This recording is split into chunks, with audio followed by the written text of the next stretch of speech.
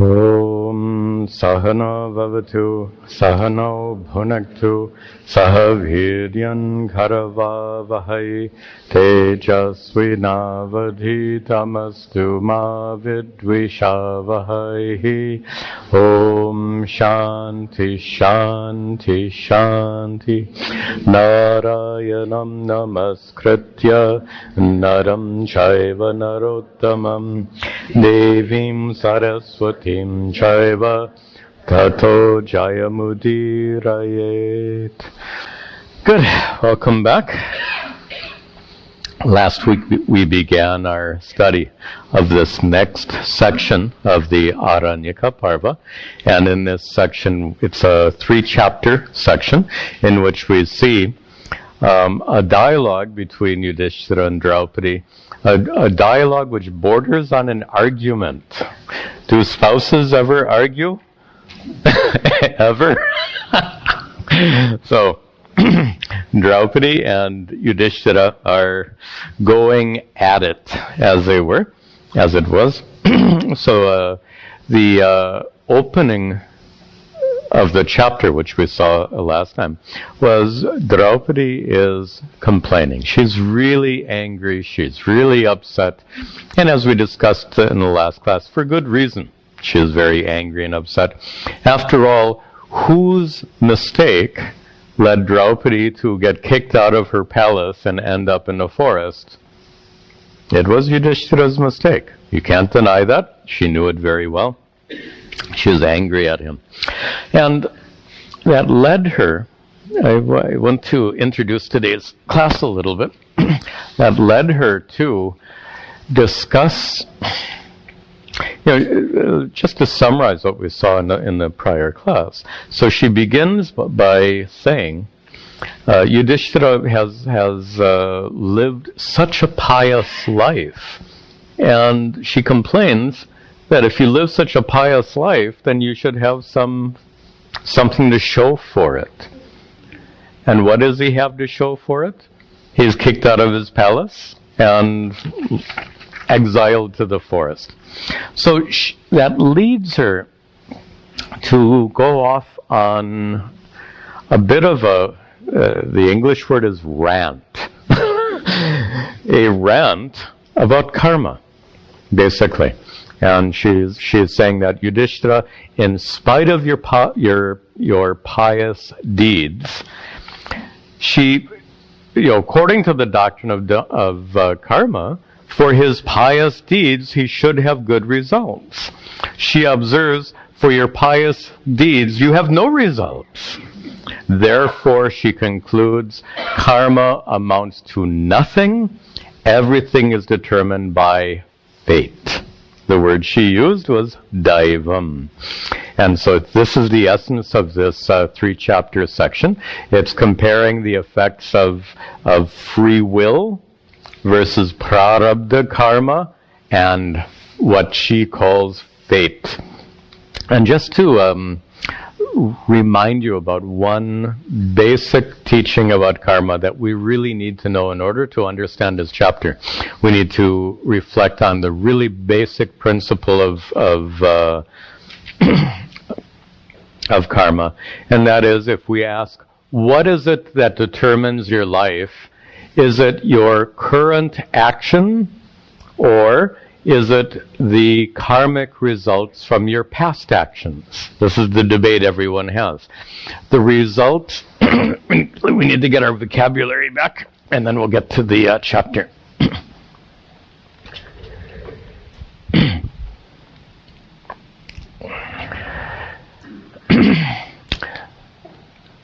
So,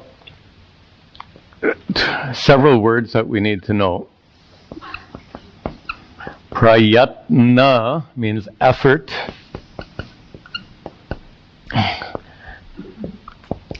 Daiva, we discussed at some length in the last class, literally means that which comes from the gods, or that which comes from God.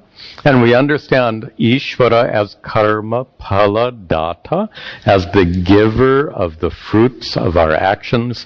Therefore, Daiva, in this, she'll use the word Daiva. In fact, the whole of the Mahabharata prefers this word daiva, but the word you might be more accustomed to is prarabdha karma.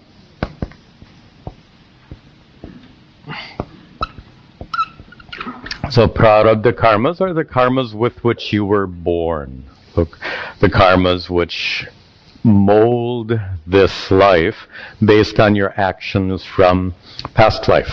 So now we have this tension, this conflict. Throughout the whole Mahabharata, this argument rages. And that is, what is it that has the primary effect in our lives? Is it your prayatna, the effort of your actions done here and now, or is it daiva, loosely translated as fate? By the way, fate is a lousy translation for daiva. I didn't talk about this in the last class, so let me talk about it now. Why is fate a bad translation for prarabdha karma? Our concept of prarabdha karmas are the karmas with which we were born, the karmas which mold this life. What is the problem with calling it fate? Excuse me. And the problem is that, at least in Western culture, fate usually refers to something that is predestined. Predestined means preordained. Preordained means that certain events are absolutely fixed, and there's absolutely nothing you can do about them. And that's not what prarabdha karma means at all. Prarabdha karma does not preordain or predestine certain actions, certain events in your life. At best, prarabdha karma can determine the length of your life. That we admit. The length of our life is determined by prarabdha karma, generally. But to say that prarabdha karma determines particular events in our life is simply untrue, because that suggests that we can understand the workings of karma to a very precise degree, like scientists analyze things. Scientists analyze the world and can predict. By the way, you know that science, one of the reasons for science is to predict what will happen tomorrow. So, for example, the science of meteorology predicts that tonight it's going to be below 0 degrees, which is important information. So science, based on observations, can make predictions. Can we perform such a scientific analysis of prarabdha karmas? What will you observe? Science is based on observation. Without observation, there can be no prediction in science. So, prarabdha karmas are not observable. Therefore, we cannot make any judgments or assessments. We can only say that our lives are indeed affected by prarabdha karma. So, that's why the word fate suggests something that is predetermined or predestined, which suggests that we can actually know the connection between karma and events in our lives. We have no way of knowing the connection between karma and the events in our lives. No way of knowing, as I said, karma is not observable. If you think you can make a connection between karma and events in your life, you should be able, you observe the events in your life. Do you observe karma? We have no way of knowing. Anyway, to call it fate is a big mistake. I think in India what happened is that word fate, by the way, is, this is just an interesting analysis I did in class long ago. Try that. This is a bit of linguistic analysis. How did the word fate get associated with karma? Since the ideas are quite different. In fact, let me finish the discussion and I want to come back to this linguistic argument. Just the last point to summarize the last class, showing the relationship between prayatna and daiva or prarabdha. We gave that famous example of the river where there's a current flowing from top to bottom. You're standing on one shore, you want to get across to the other shore, you start swimming towards your destination. That effort is prayatna. So this line represents your effort. And where do you end up when you're swimming towards your goal? You end up going diagonally. And that is so important to show that the outcome is the result not purely of your effort, nor is it the outcome purely of the current, which represents prarabdha karma. This is a brilliant metaphor. It is so useful because it shows both have an effect on our life. And just to conclude, one bit that we need to know for today's class, there are situations where the current is very weak, and if you're a strong swimmer, you can even swim directly upstream, correct? That's one extreme situation where the current is weak and you're a strong swimmer. In the same way, if in your life the effective prarabdha karmas are fairly weak, and if you're a very strong, willful person, you can kind of do whatever you want. But in other situations in your life, you may find that the prarabdha karmas are very strong, much stronger than your willful effort. So there are situations where the currents are extremely strong, and you're not such a strong swimmer, in which case there's only one direction you will go when you jump in that river, and that is downstream. So these are the extremes that are shown. Generally, life is in the middle. Just in general. In general, what molds our life is both prayatna, the efforts, the actions you do now, and daiva. Remember, daiva means that which is given by God. Ishvara being karma, phaladata, the giver of the fruits of our actions, who gives us the results of our past actions, the result of our past actions being called prarabdha karma. Generally, our lives are a combination of both. Both affect us in each and every situation. Now, before we return to the text, one observation I want to make based on linguistics. How did this concept of fate or predestination get associated with karma? Notice, if you jump in the river, are you predestined not to make it to your destination? How ridiculous. Even if there's a strong current, are you predestined not to make it to your destination? No. If there's a strong current and you swim in this direction, you can actually compensate for that current and arrive at your destination. How can you say it's predestined? Or even taking that extreme example, in last week's class, I said you arrive at that river in August during the monsoons, where the river is a tremendous torrent. So, and down here are rocks and waterfalls. In that situation, are you predestined? Are you fated to be destroyed on the rocks? And the answer is no, because you're not dumb enough to jump in. So if it's a raging torrent, you wait for it to settle down. Which means don't commit yourself to an act where you see the force of karmas as overwhelmingly strong and it would doom you to failure. If you are doomed to failure, then maybe you should try something else. So anyway, the point I'm making is, how did this concept of predestination, or things being fated to happen, how did that get so deeply connected with this and in our minds? And I think one reason is, if we look at the word fate, fate is a translation of what Sanskrit word? Just interesting linguistic analysis. So if we call it fate, fate is a translation of what Sanskrit word? Predestination is a translation of what Sanskrit word? Those concepts are largely absent. The word daiva comes, but what does daiva mean? Daiva means that which comes from the gods. But comes from the gods means what? Ishvara, who's karma pala data, giving you the fruits of actions you've committed in past lives.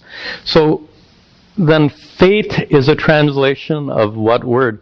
Many of you, especially if you're from the northern part of India, and I ask you, fate is a translation of what word? You might say kismet or nasib. Some of you know those words, kismet and nasib, which are not Sanskritic at all. They're from the Persian language. Those words are present in India because of the presence of Islam in India. When the Muslims invaded the country, they brought with them their culture and their vocabulary and their worldview. Their worldview, which seems to include this perspective of predestination or fate. So this little bit of linguistic analysis suggests that the concept of fate or predestination is foreign to Hinduism. It comes, in my opinion, largely from the presence of Islam in the country for, wow, how many hundreds? Many hundreds of years. 700, 1300 years? 1400 years? Do you think that's long enough to rub off on a culture? I think so.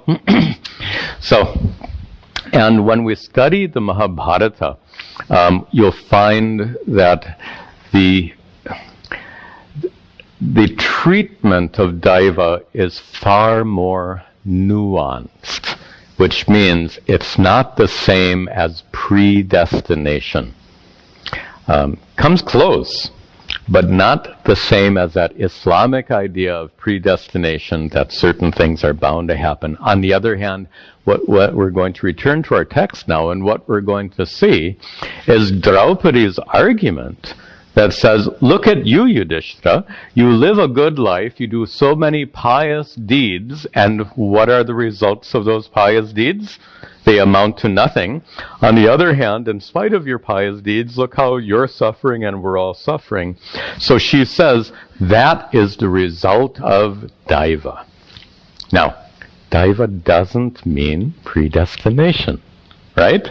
What does Daiva mean?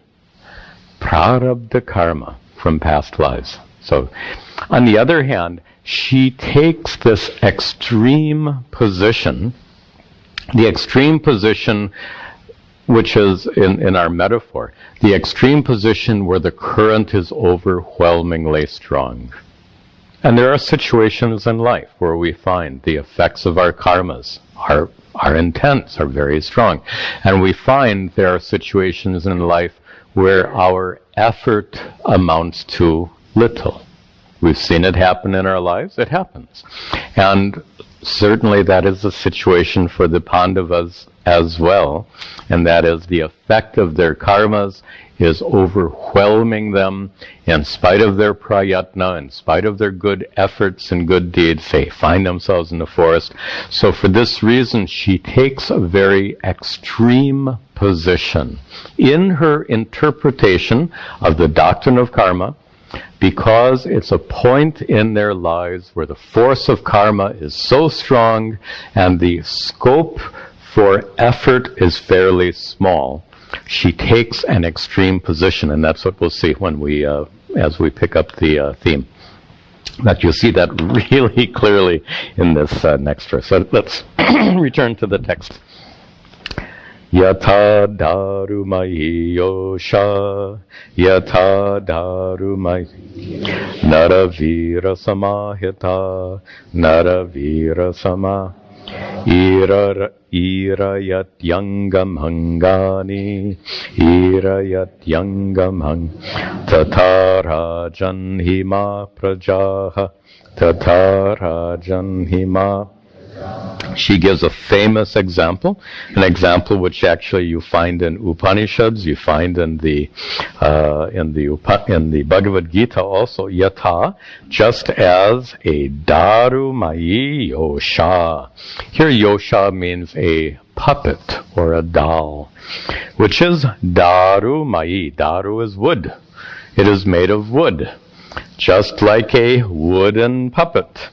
A wooden puppet which is samahita, suspended, supported on strings. Just like a wooden puppet suspended on strings, Naravira, she addresses her husband, Yuddhishthira, O most courageous of men, Naravira. Just like a wooden puppet suspended on strings, what about it? Irayati, it is made to move. What is made to move? Angam, its body. Angani, and its limbs. So just as that puppet on strings is made to move under the influence of those strings, tata, in the same way, Rajan, O king, imaha, prajaha, all of these people. By the way, praja doesn't only mean the members of a kingdom. Praja means people in general. So imaha, prajaha, all of these people are, which means all people, are like puppets on strings. Now, this is puzzling because that starts to sound like predestination, right? If my arm goes up, am I predestined? Is there, well, first of all, there's no string, right? You can tell. But one could argue that I'm predestined for my arm to go up right at this moment in time, which is completely counterintuitive. Is that how you experience yourself? Do you experience yourself as a puppet on a string, or do you experience yourself as being possessed of free will? So the first problem with what she has said is it's counterintuitive. It goes against our experience. We don't experience ourselves as being puppets. We experience ourselves as being possessed of free will. Another problem is that she, according to this statement, it suggests that we have no free will. By the way, she's going to change her metaphor a little bit in the next verse. In the next verse, she's going to admit to free will, but this metaphor seems to deny the very existence of free will. And certainly, if everything is predestined, a doctrine of predestination necessarily precludes free will, does it not? If everything that's going to happen to you in your life is predestined, then the fact that I lift my arm up is not due to my free will, but due to the fact that I was predestined at this moment in the lecture to lift my arm up. It's a stretch, but some people will argue like that. Suppose you argue it's possible. And people like to argue, and that's good. We should argue. We should try to ascertain what is the truth of something. So you could say, Swamiji, how can you prove that you weren't predestined to lift your arm at that point in time? How can you prove? I have to admit I can't prove. I can't prove. You can't prove. We can't prove. On the other hand, the first argument is already there. What is the first argument? We experience ourselves as having free will. This is a little subtle. So, but if you're interested in this topic, listen carefully. This is something that I guess over the years I've gone very deeply into, and I remember as a young man being engaged in intense arguments about the existence or non-existence of free will. And here what we can suggest is whether or not free will exists or not, set that aside for the moment. One thing we know for sure is we experience ourselves as being possessed of free will. Whether it exists or not is beside the point. We experience ourselves as having free will. Whether free will exists or not is a good subject of debate for scientists and philosophers. On the other hand, Vedantins are seekers of spiritual growth on a spiritual path. Spiritual path addresses the reality of our experience. Very important distinction. The teachings of our scriptures address our human experience. So whether or not free will exists or not, the scriptures have to address our experience of free will. Notice we experience lots of things that don't exist. That's the argument. Free will might not exist, but you still experience it. Is that possible? Do you experience the blue sky? What color is air? Do you experience the sun going down? Does the sun travel through the sky, or does the earth turn? So you see the distinction we're making here, and that is, if we admit that the existence or non-existence of free will is debatable, and it is, it absolutely is debatable, but one thing is undebatable. We experience ourselves as having free will, and the scriptures must address our experience. Now, how shall we respond to those who argue about the existence or non-existence of free will? Here's a mode of argument. Suppose there is no such thing as free will. Suppose I am destined to lift my arm right now. Predestined somehow. If that's the case, if I have no free will, remember that our whole doctrine of karma depends on free will. That is to say that this prarabdha karma is accumulated how? By committing actions? By committing actions which require free will. The only way you commit an action is with free will. If we are merely puppets, we commit no actions. If we commit no actions, we acquire no karma. If we acquire no karma, then how do we explain getting born in this life? Or getting born life after life? So the point here is, if you want to throw away free will, and there are some very powerful scientific and philosophical arguments. You can find some very profound and challenging books that question and challenge the existence of free will. But here's the outcome. If you dismiss free will, you must also dismiss the entire doctrine of karma. They're intimately connected. And we find that the doctrine of karma makes a lot of sense. So are you so willing to throw out karma and free will, and then what remains? What remains? If there's no free will, if there's no karma, if we're all a bunch of puppets on strings, that can lead to a really world negative, nihilistic point of view, a very unhealthy point of view. This is where we would make a distinction between philosophy and spirituality. Philosophy is not, at least as we would define it, philosophy is not value-driven, it's knowledge-driven.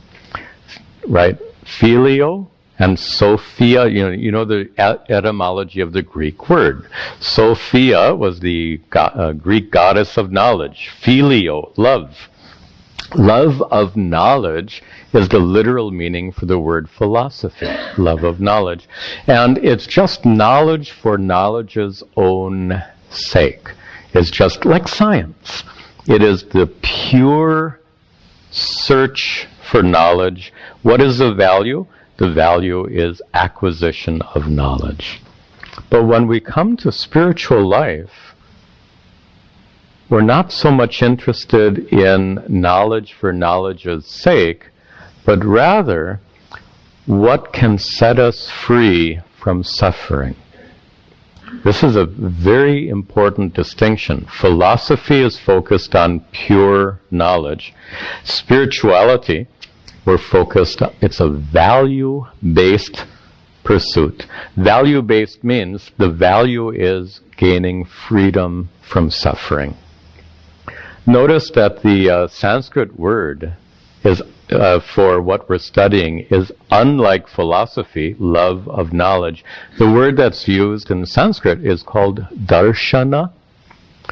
So in the closest equivalent to the Greek word philosophy is the Sanskrit word darshana. Darshana literally means seeing, and seeing refers to our experience in life. We experience a lot of suffering, and these teachings are meant to alleviate our suffering, and we find that free will is part of our experience. We find that karma is part of our experience. So, therefore, scriptures address us where we are. Where are we? We find ourselves endowed with free will. We find ourselves affected by karma. And we allow the philosophers and scientists to go on arguing about free will or its absence. By the way, that argument has been going on for many hundreds of years in Western philosophy. Guess who won the argument? They're still arguing. And the argument will go on. You can't win because you can't prove. There's no way to ultimately prove. Anyway, so here we see Draupadi taking this very extreme position. Remember why? She experiences what? She experiences being in this raging river.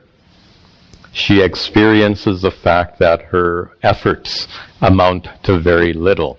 Of course, if you're in that river in August, what will happen by May? By May, that river will come down. So there are phases in our life where prarabdha karmas are overwhelming and our effort will amount to very little, but there are other phases in our life where we'll find that our karmas are more moderate and our free will is very powerful. We'll see that. So she gives another metaphor now, what I think is a more balanced metaphor, and another familiar, this is also from Upanishad, this metaphor, where she says, Shakunis tantu baddho va, Shakunis tantu baddho, niyato yamani shwaraha, niyato yamani ishwarasya vashe tishtan, ishwarasya vashe nanye sham natmana prabhuhu nanye sham. So this is a much better metaphor. That wooden doll doesn't have any room for free will. The second metaphor has some room for free will. And the metaphor is a shakuni. The first meaning of shakuni in a dictionary is a bird. Then it has about a dozen other meanings, one of which, by the way, birds, the behavior of birds was often used to make predictions about the future. So therefore, one of the other meanings of shakuni is an omen, but the primary meaning of shakuni is a bird. So suppose that there is a shakuni, a bird, who is tantu baddhaha, who is bound by a string. I think the metaphor is to these tribal people that used to hunt with eagles, or even a bird that's a pet. Maybe that's even a better metaphor. A bird who is a pet, and that bird is tied with a string. And that bird, being tied with a string, is niyataha. It is restricted. Ayam shakunihi. This bird tied with a string is niyataha. It is constricted, and it is anishwaraha. It is not free. It is not sovereign, if we want to use a more literal word. Now look at it's an interesting metaphor. The string represents daiva, that which constrains us and limits us, but the bird can still fly, can it not? Representing its prayatna. So what happens to the bird is it can fly due to its prayatna, but its flying is restricted. The word in this verse, niyataha. Its flying is restricted by what? Daiva, or prarabdha karma. And this more accurately describes our lives. We have free will, but our free will is limited. It most certainly is, right? You have free will. Can you do anything? You can't do anything. So I have free will. Does it mean if I try hard enough, I'm going to learn how to flap my arms and fly like this bird? I have free will. So if I have free will, I should be able to flap my arms hard enough and fly. Well, come on. I have free will, but as a human being, my free will is limited. And that's what the metaphor of the bird shows. So the bird has wings and can fly, but its flight is limited by the string. So here the bird's flight represents prayatna, free will and effort, and the string represents the limiting effects of prarabdha karma, of daiva. And you can extend this metaphor. Sometimes the string is very short. If the karmas are overwhelming, like the strong current, sometimes the string can be very long. That would be to extend the metaphor. So she concludes then, Draupadi concludes, that Ishvarasya vashe tishtan, that this bird, this bird is Ishvarasya vashe tishtan. It remains, tishtan, it remains, Ishvarasya vashe, under the control of its master. Who is the master? The one holding the string. Whoever has tied the bird, whoever is holding on to the string, the bird is under the control of that master. By the way, who holds your string? What a metaphor. Remember, someone is giving you the results of your prarabdha karmas. That's what we call daiva. Daiva literally means that which is of God, of deva, of the gods, of God, of Ishvara. So Ishvara is karma pala data, holding our string.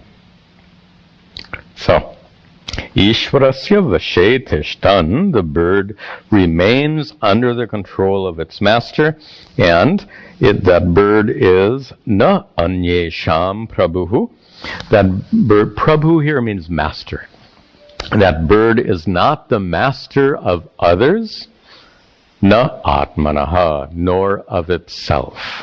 The bird tied on a string is not the master of others, nor is it the master of itself. This is a recognition of the limitation of free will. Are we, what do they say? You are the captain of your own ship? That's kind of a common kind of expression. You are the captain of your own ship until your spouse tells you otherwise. Or your boss tells you otherwise, or your mother-in-law tells you otherwise, or to be a little heavy, or your doctor tells you otherwise. You're planning to live to be 80 years old. Wait and see what your doctor has to say. Now, does that mean that we are helplessly adrift in the ocean of fate? Notice how I just switched to the other extreme. One extreme, you are the captain of your own ship, which means no one can tell you what to do. You have complete and utter control of your life in all situations, which is just utterly ridiculous and naive. The other extreme is to say we are just helplessly adrift in the ocean of fate. These two extremes do not accurately describe the bulk of our lives.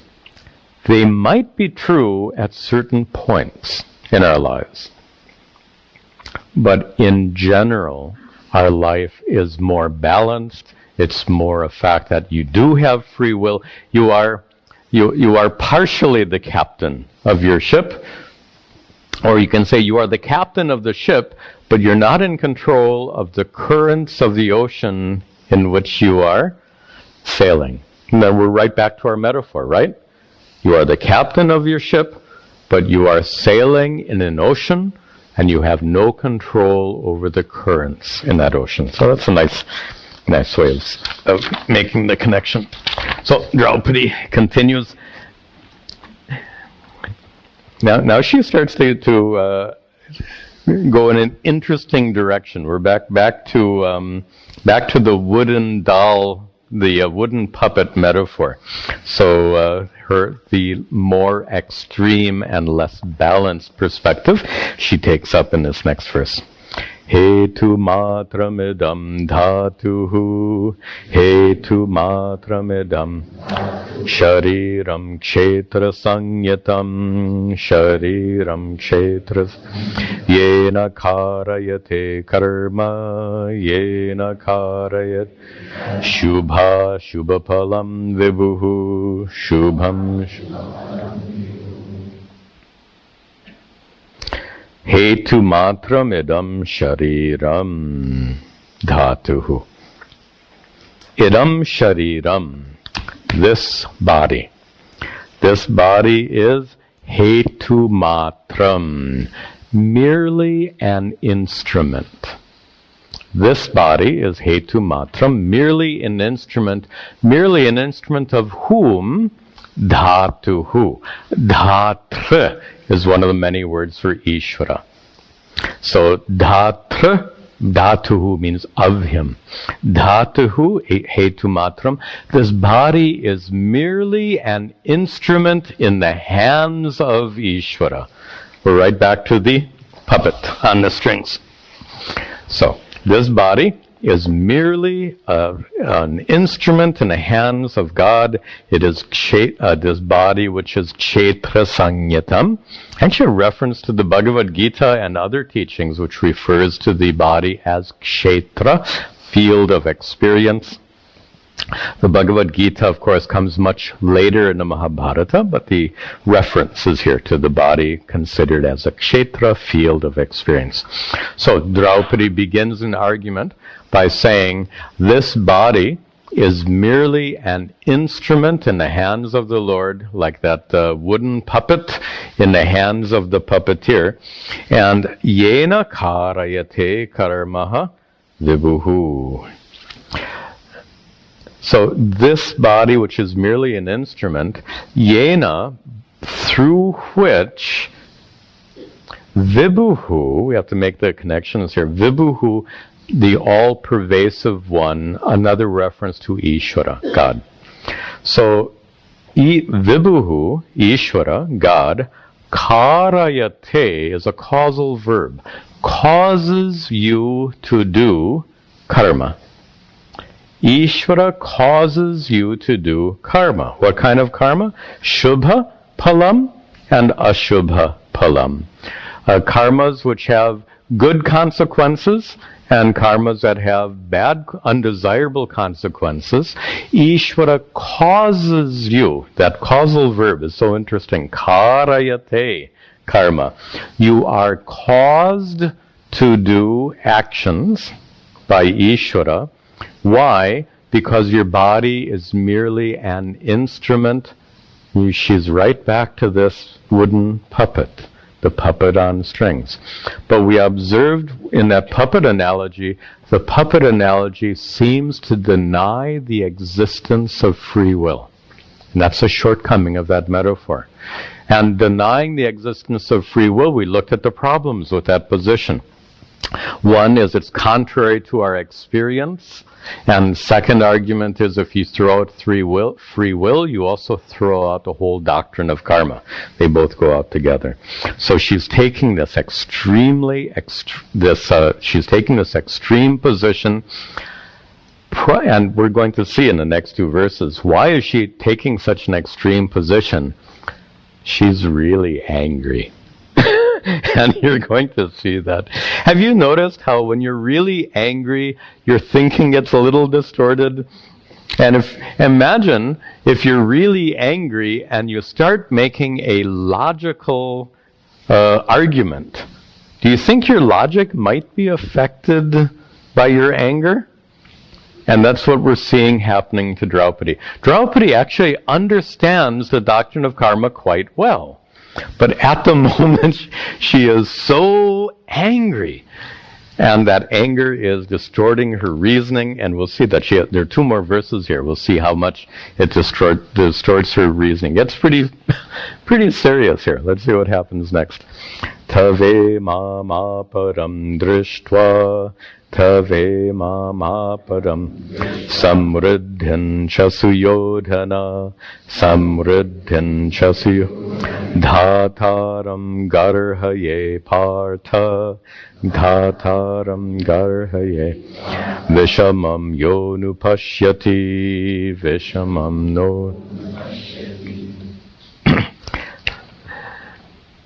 Drishtva, Draupadi says, having seen imam aparam, this aparam, this catastrophe, tava, of yours. Who is she talking to? Yuddhishthira. So having seen this catastrophe of yours, what is a catastrophe? The consequences of losing the 3 dice games. What are the consequences? Being exiled from the kingdom, etc. Losing everything. So, drishtva, having seen this terrible misfortune that has beset you, O Yuddhishthira, and samriddhin cha suyodhane, and having seen suyodhane. Suyodhana is the same as duryodhana. In fact, interesting that the words look opposite but have the same meaning. Duryodhana means battle. Duryodhana is one who is hard to defeat in battle. Suyodhana is one who is skillful in battle. So even though the words look opposite, they end up having the same meaning. Duryodhana, one who is difficult to defeat in battle. Suyodhana, one who is skillful in battle. Just another synonym for him, another name for him. So Duryodhana, what does Draupadi observe? She observes samriddhim suyodhane. She observes Duryodhana's samriddhi, his prosperity, his good fortune. So you can see where she's going with this argument. She says in the first half of the verse, Yuddhishthira, seeing this terrible catastrophe of yours, you, Yuddhishthira, who do only good actions, you suffer this terrible catastrophe, and looking at Duryodhana, Suyodhana, who does only terrible things, and seeing his samriddhim, his prosperity, all the good things that is happening, she says, she observes that this is vishamam. She uses the term in that last line. Vishamam means literally uneven. Here it means unfair. This is unfair. Seeing Yuddhishthira, you do such pious acts, you get exiled to the forest. Duryodhana does all mean and crooked acts, and he gets a kingdom. He gets all this prosperity. She says, this is vishamam. This is unfair. You can't blame her for feeling like that. Is it unfair? Let's just take a moment, because so often people will say, this is unfair. I'm a good person. I've done only good things in this life. Why is this terrible thing happening to me? This seems unfair. If you haven't said those words, you know someone who has, because that's a common perspective. Is it really unfair? It would be unfair. It's not unfair when we have a perspective that includes daiva. The good deeds you've done in this life are done in this life. What about your past lives? Countless prior lives. Have you made any mistakes yet in this life? I'm being a little facetious. Have you made any mistakes yet? all make mistakes. Those mistakes have bad consequences. If we've made mistakes in this life, what about prior lives? Most certainly we've made mistakes in prior lives. Most certainly we've accumulated papa karma, so-called bad karma in past lives. So, due to papa karma from past lives, even though our deeds in this life are good, we can still suffer extremely due to the consequences of actions done in past lives. Is that unfair? Somebody argued, in fact, a teenager. When I was teaching, I teach this to teenagers. I teach them the doctrine of karma.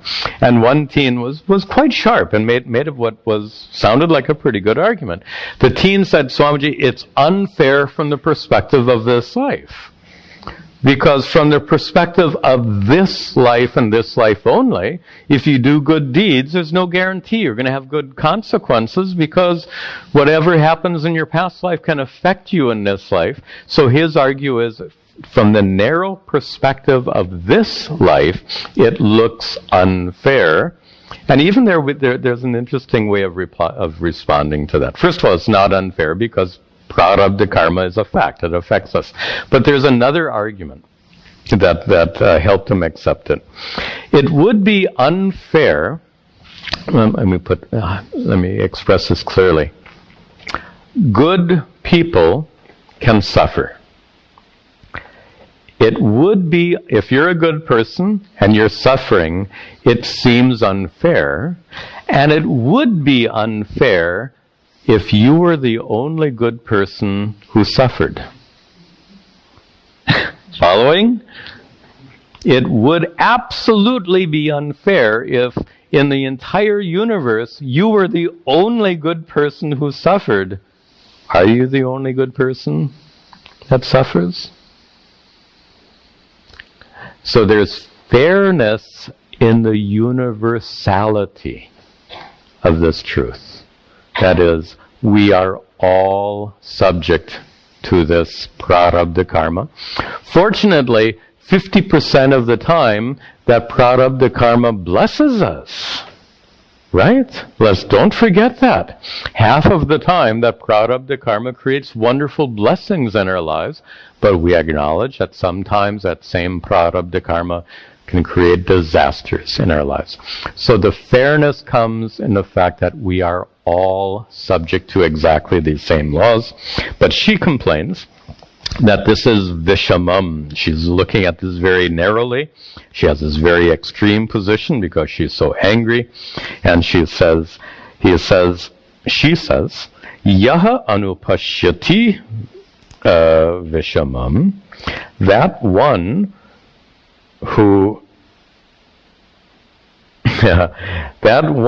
who observes this unfairness, the one who permits this unfairness to take place.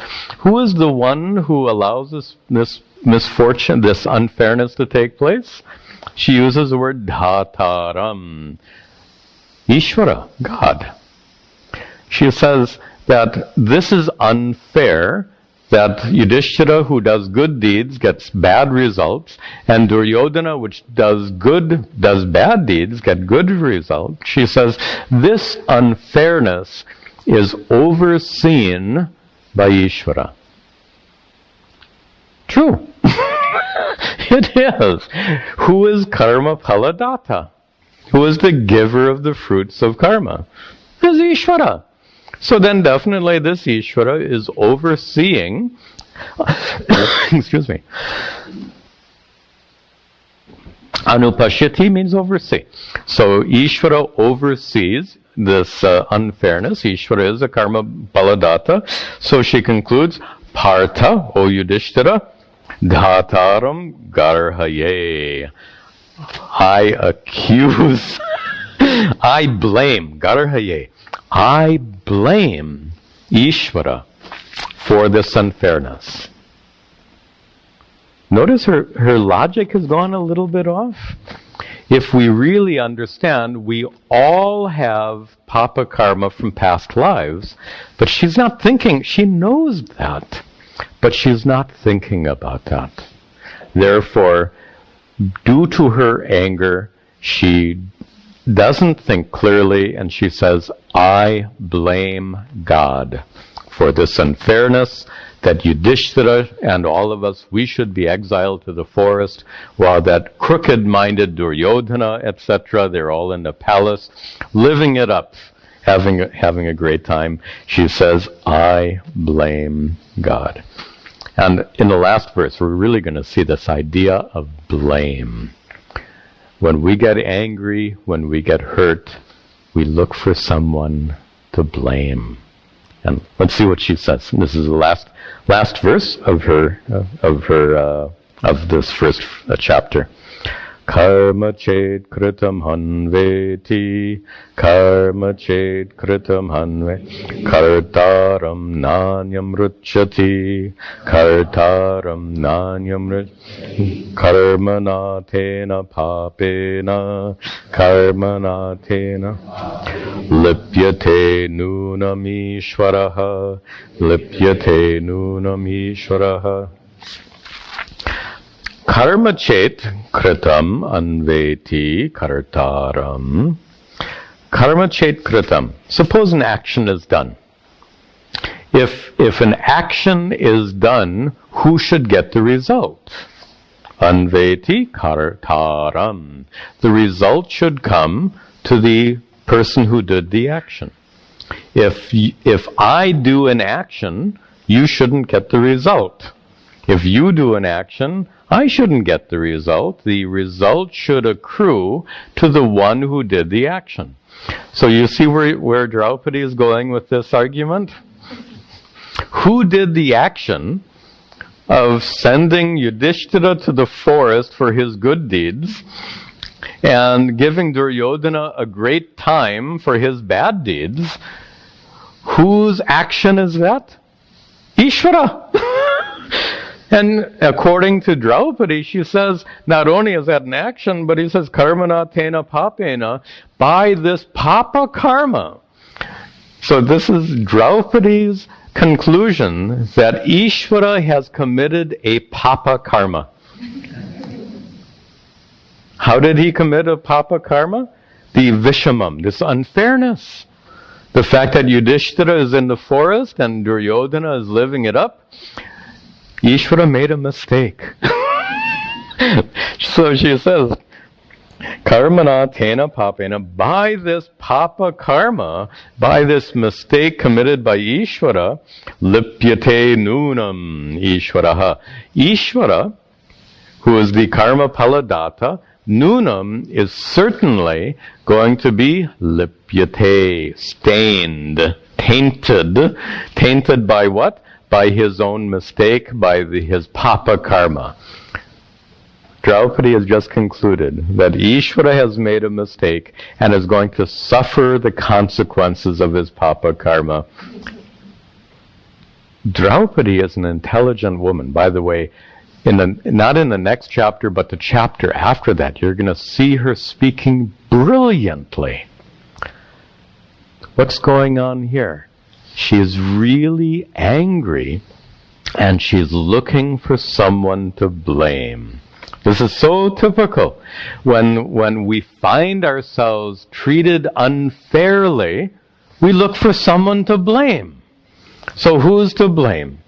So first we'll look for another person to blame. Sometimes we'll blame ourselves. That happens also. And sometimes a person can blame God. But we have to understand bad things happen to good people. Good things happen to bad people. That is a fact of life. It's guaranteed by the doctrine of karma. Why? Even the most pious person has papa karmas from prior lives. Even the most evil person has punya karmas from past lives. Therefore, good things happen to bad people, bad things happen to good people. It's not unfair. It is a fact of life. We had better open our eyes and see the reality of it. Second thing is, we had better understand when we say Ishvara is karma paladata. The last point for this chapter. When we say Ishvara is karma paladata, the giver of the fruits of our actions, that doesn't mean, now we used this term jokingly in the last class, I think. It doesn't mean that Ishvara is a micromanager. Remember that term? Ishvara is not it is not that Ishvara gets up each morning and decides, who am I going to dispense papa karma to? Who am I going to dispense punya karma to? Ishvara is not a micromanager. In fact, Ishvara has no independent agenda. You and I have an agenda. What is the agenda? Agenda means we know what we're going to do. You know what you're going to do after this class. You know what you're going to do. After this class, I know what I'm going to do. This is an agenda. This is a very human thing. This is a human expression of free will, is having an agenda, having a plan. Ishvara is not a human being.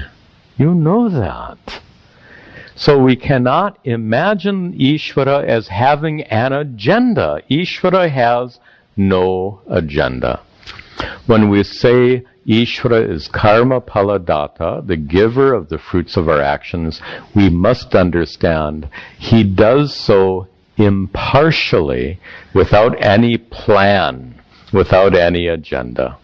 He exists, Ishvara exists as the laws of nature, including the laws of karma. So being present as the very laws of karma, our karmas, we reap the results of our karmas. If you ask, why does a certain papa karma manifest in my life right now? We have no way of answering that. We discussed before, we cannot observe karma. We can't make predictions. We can't make judgments. All we know is sometimes papa karmas affect us in life. Sometimes punya karmas affect us in life. We have no way of predicting it. We have no way of analyzing it. One thing we know for sure, though, Ishvara is not a human being.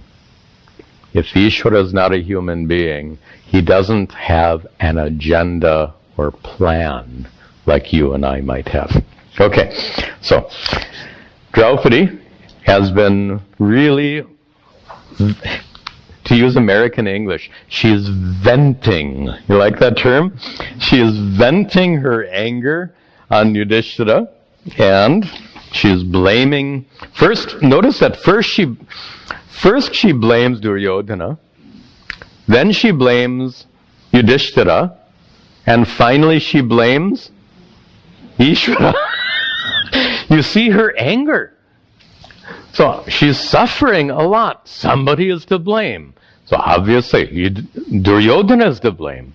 But then again, it's up because of Yuddhishthira.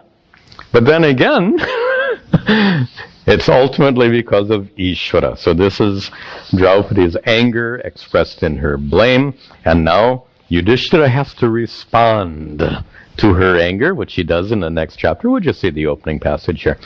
Yuddhishthira vacha, Yuddhishthira vacha, valgu chitrapadam shlakshnam, valgu chitrapadam, yajnaseni tvaya vachaha, yajnaseni tvaya, uktam tachrutam asmabhir, yuktam yuchsma, nastikyam tu prabhashase, nastikyam tu prabha. In the second line, Yajnaseni. That name, by the way, derived from the fact that she was born of that yajna, right? Drupada's yajna, from which her and her brother, Drishtadyumna, were born from this ritual. It's a complicated story. Some of you know that part of the story. And anyway, that's why she's called Yajnaseni, the one who was born from a yajna. So, O Draupadi, Yajnaseni, O Draupadi, Yuddhishthira says, this vachaha tvaya, vachaha, your words, Your words are usually vulgu. Vulgu, beautiful. Chitrapadam, very colorful, very nice. And shlakshnam, gentle. Your words are usually very beautiful, very colorful, very gentle. But tvaya uktam, that which was said by you, tatshrutam, and that which was heard, asmabihi, by us. We presume that all 5 of the Pandava brothers are there during this discussion. So what you have just, your words are usually very gentle and beautiful and nice, but what you have just now said, and what has been heard by us just now, to prabhasase, it appears, it seems like what you're talking about is nastikyam. Nastikyam is the state of being a nastika. Nastika, often translated as atheist, but it's a bad translation. So Yuddhishthira is saying, you usually speak such nice things, but now, a poor translation would say, but now you're sounding like an atheist. Why is she sounding like an atheist? In fact, she's not an atheist. If she's blaming God, how can she be an atheist? You can't blame someone who doesn't exist. It's like the child, right? You know this story. There's a broken lamp in the room of the 6-year-old, and mom said, who broke that lamp? And the child said, nobody did. How can you blame a non-existent person? It doesn't work. So here's something to bear in mind. In Sanskrit, the word Nastika does not mean atheist.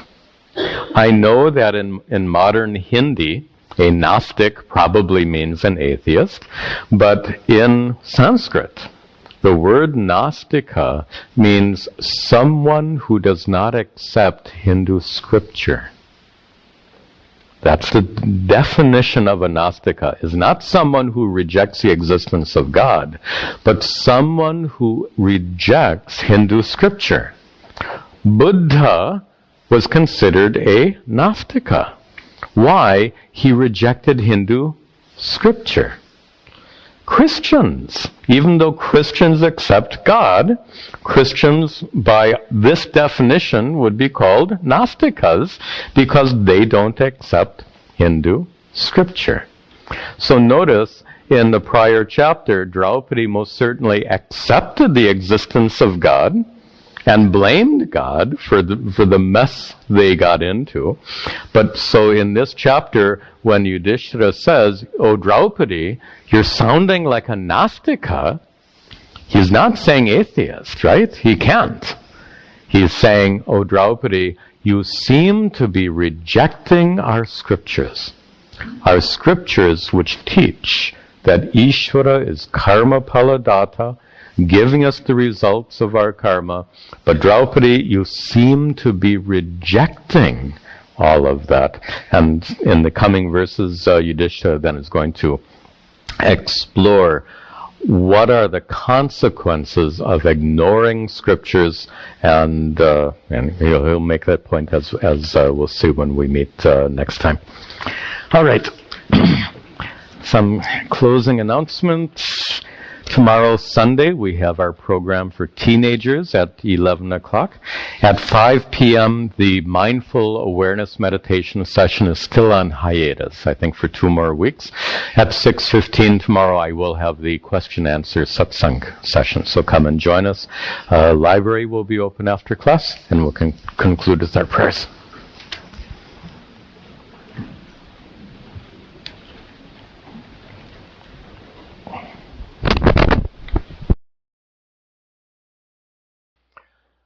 Om Sarve Bhavantu Sukhinah Sarve Santu Niramayah Sarve Bhadrani Pashyantu Ma Kaschid Dukkha Bhag Bhavet asato ma sadgamaya, tamaso ma jyotirgamaya, mrityorma amritangamaya.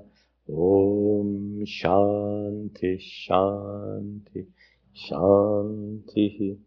Om Tat Sat.